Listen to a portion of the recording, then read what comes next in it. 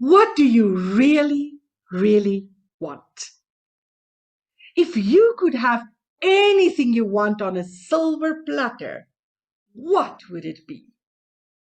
In this video, I will share a straightforward exercise to help you identify what you truly desire. So keep watching. Are you living a fulfilled life at the moment? Would you say you are thriving or surviving? Do you actually go after what you want? Or is your deepest desire a mere hope or a wish or a fantasy, one you believe is not meant to be? Hi there, I'm Alta Nel from Paradigm Life Coaching. If you are a soulful entrepreneur, network marketer, a business owner who dreams of smashing juicy goals without losing your soul, I want you to listen up. You can be outrageously successful while honoring your path. As an empathic individual, you may also dream big and desire greatness, desire a more significant income and greater freedom. However, just because you live a soulful life doesn't mean you have to play it small. Did you know 3% of the population live lives they love? Only 3% of people live in their dream home, drive their dream car, and donate to their favorite charity. On the contrary, 97% of people do not know what they would love, let alone pursue what they desire. 97% of people live in homes they can afford, drive cars that get them from point A to B, and seldomly give freely to people in need. By the way, I don't think they don't know what they would love. I believe they reject the desire before it has time to settle in and cause them to take action. And how do I know that? Been there and done that. Please do not feel ashamed if you don't know what you would love. So many of my clients struggle to answer the question, what do you really want at first?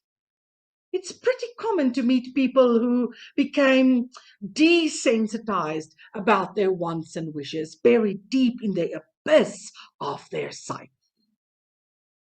How did they become desensitized, you might wonder? Well, some people were born into large families who could barely make ends meet.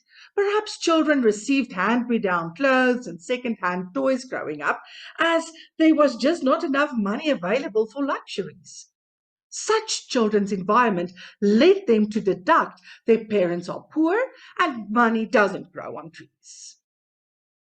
Other people learned to ignore their dreams when they were born into a wealthy household that promoted the idea of saving for a rainy day.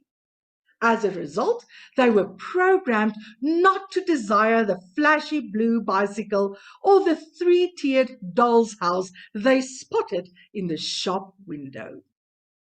Other people learn to ignore their wants and wishes when their family and relatives do not support their progress. For example, one of my clients received a stylish branded handbag as a birthday gift recently. However, when her sister visited and saw the bag, she demanded to borrow it and never returned it. This particular lady shared that she willfully suppresses her desire to acquire what she would love in case a jealous family member robs her of it. Another client had to deal with her relatives who judge her for her accomplishments. In her culture, the relatives expect top achievers to financially support the family at home for life, while they don't endeavor to improve their own lives.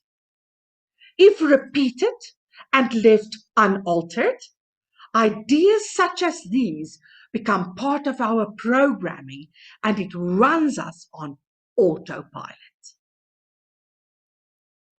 Growing up as a responsible middle child, I observed my eldest and youngest siblings squandering my parents' money, well, from my point of view as a young child, of course. So I learned to suppress my wants on my parents' behalf, although they never expected me to do so. I studied conscientiously and acquired bursaries for my studies to spare my parents the financial burden of high university tuition fees.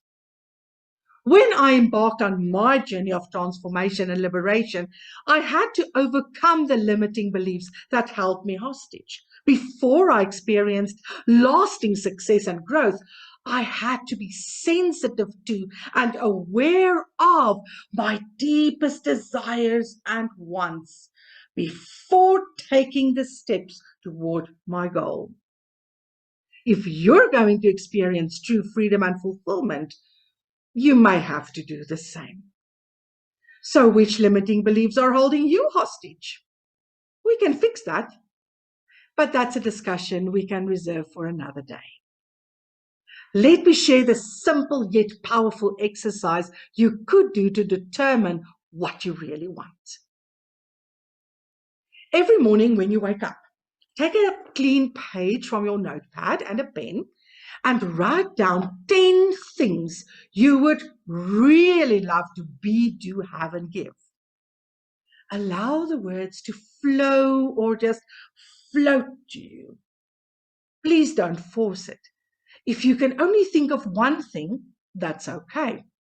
If you can't think of anything, that's fine too, as long as you allow yourself to think about it for a few minutes every day.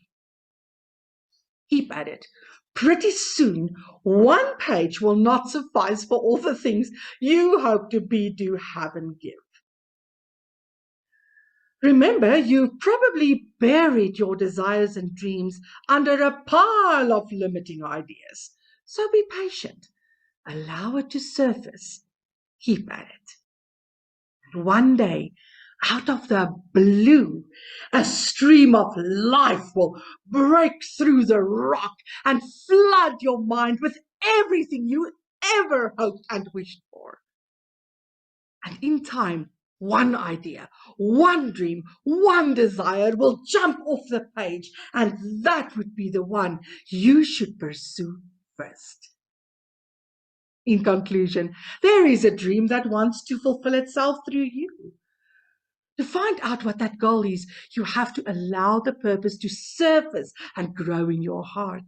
As you enable its fire to grow in intensity, the information on how to realize the dream will float toward you.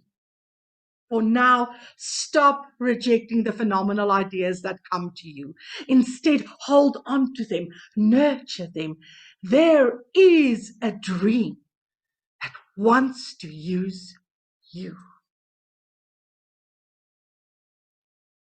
Well, that's all from me for now. I hope you have a blessed day, and I'll speak to you again soon. Please don't forget to let me know what in the world I can do for you today. Bye.